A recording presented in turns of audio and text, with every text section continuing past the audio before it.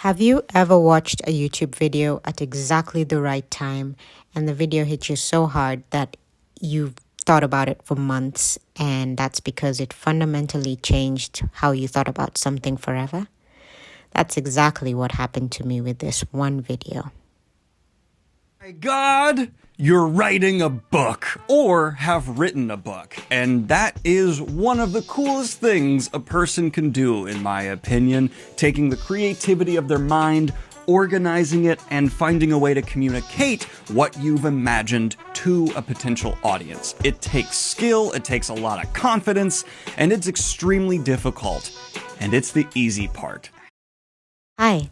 My author pen name is Lorraine Maniseda, and this channel is a little experiment that I'm curious to see the result of. Thank you for being here, and I hope you are entertained. At the time that I'm recording this, Daniel Green's video on how to market a self-published book is about 6 months old.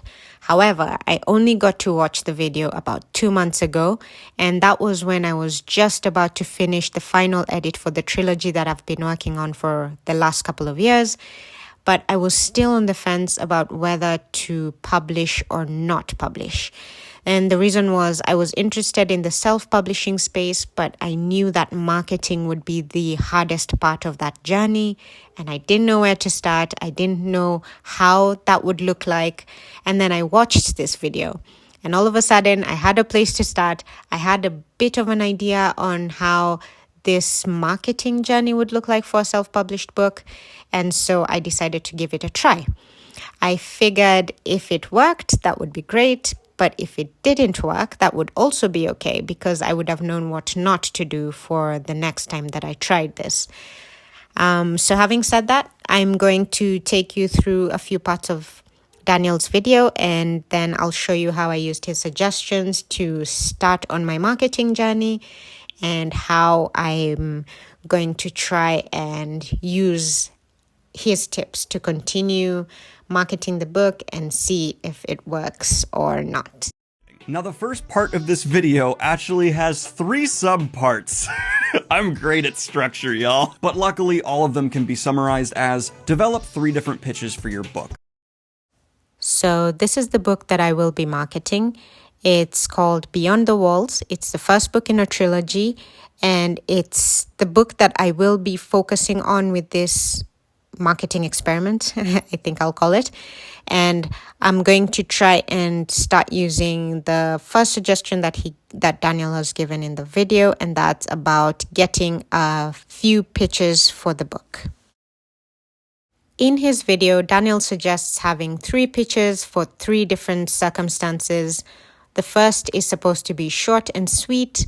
The second should be a professional pitch where you can also put in some marketing information if you have some. And the third is a passion pitch. And that one's done to demonstrate to someone why you wrote the book and why someone should be interested in reading it. I don't have the professional pitch yet. I'm still working on that. But in this video, I will showcase the first pitch, the short and sweet one, and a little bit of the passion pitch, which I'm also still working on. This is the short pitch. In a future where vampires rule, Hadley is desperate to find the wildlings, the only truly free humans.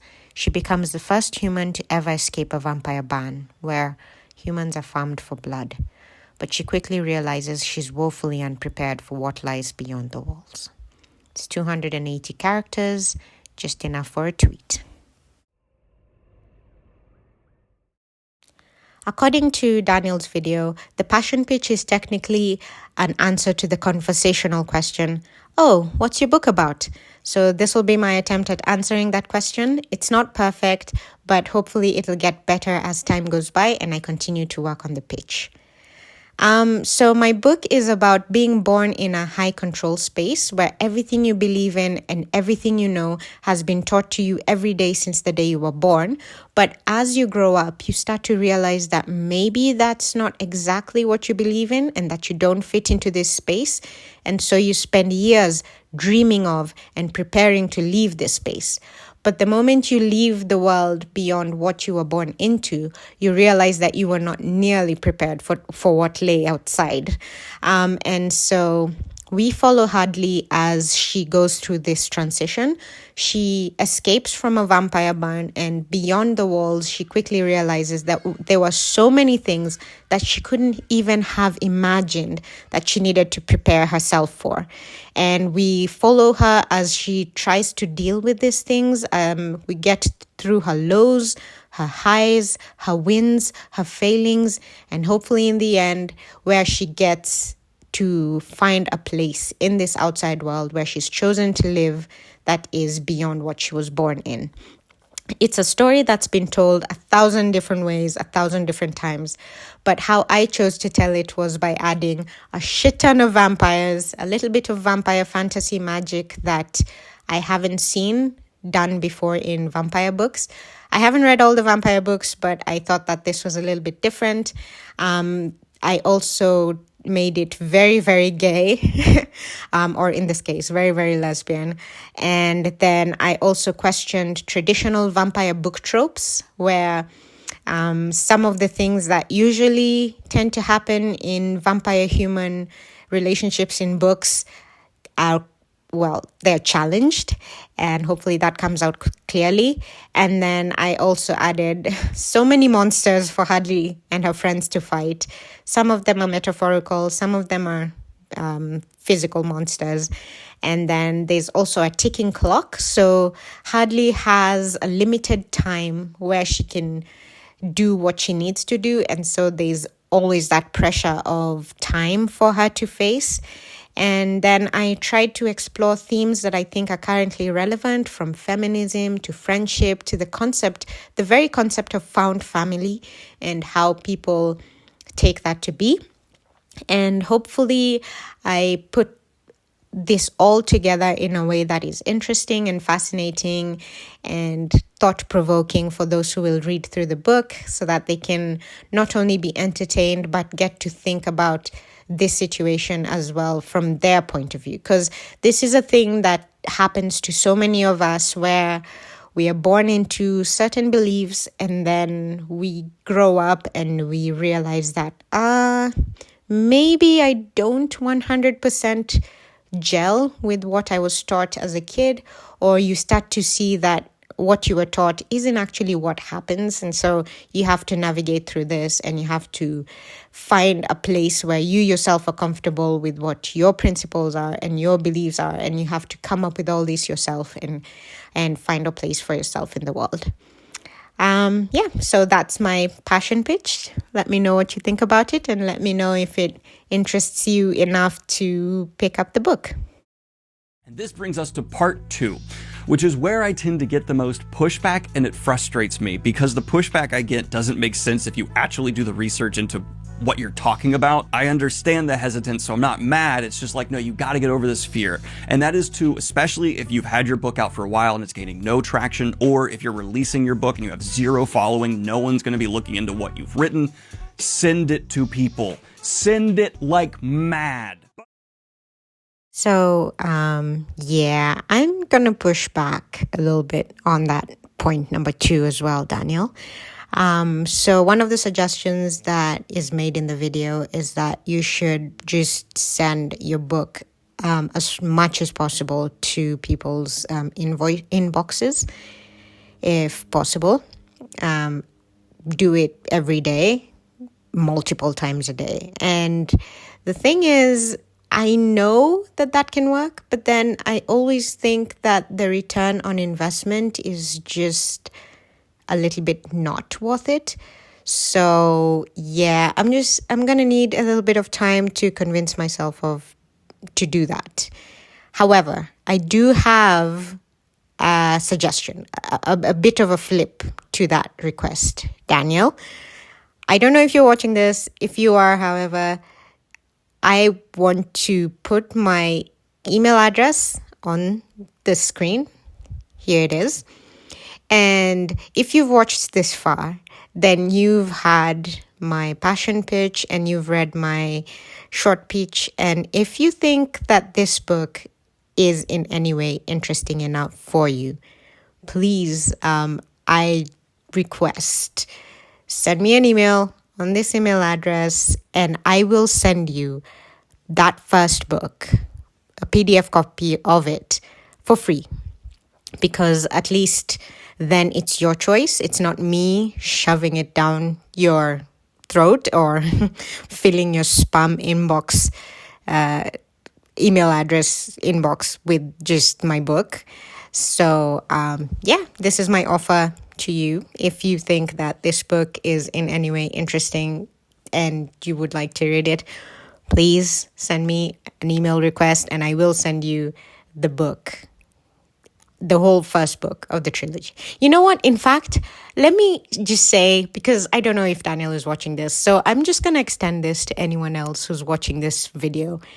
If you think that anything you've had in the passion pitch and in the short pitch is interesting enough for you to want to read the book, send me an email onto that email address and I will send you the first book completely free, the whole first PDF.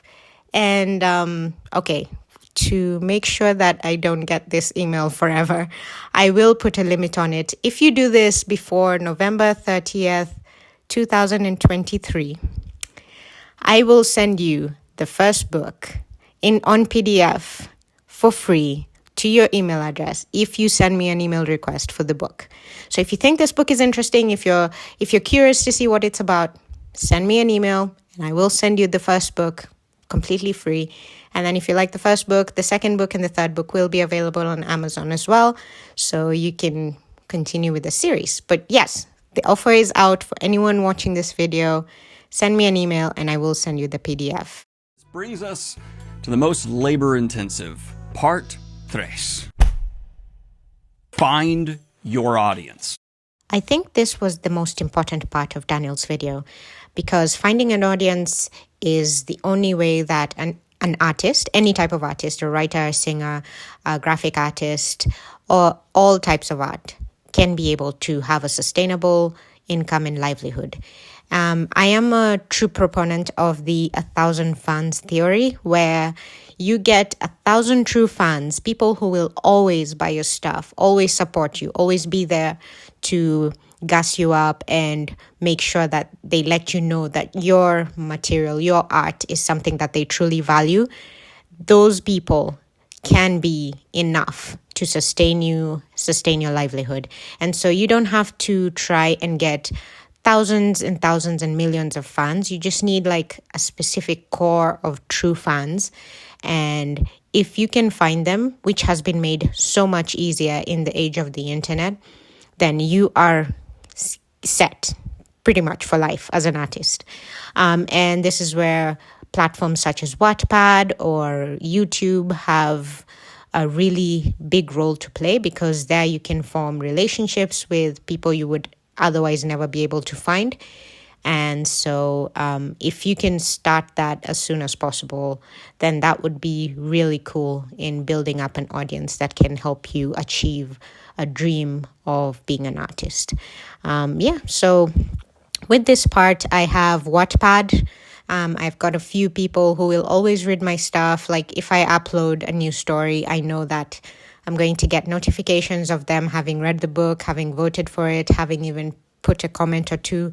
And that always helps me to keep going. And so with this little experiment that I'm doing with this marketing project, I'm hoping that I can build a similar type of audience with the intent to have them purchase my books, especially if they find value in it. I think obviously one of the big takeaways from this video, and what even other people are saying, is marketing for books is changed a lot in the last couple of decades because, of course, the advent of the internet. And so if you can even think of a strategy which maybe someone else hasn't done yet, do it. What can you lose? If your book's not selling yet, be risky, be bold, be dangerous. So maybe that high risk, high reward strategy is the way to go.